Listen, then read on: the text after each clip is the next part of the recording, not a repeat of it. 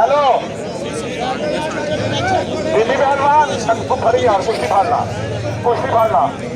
बड़ी मजेदार है जे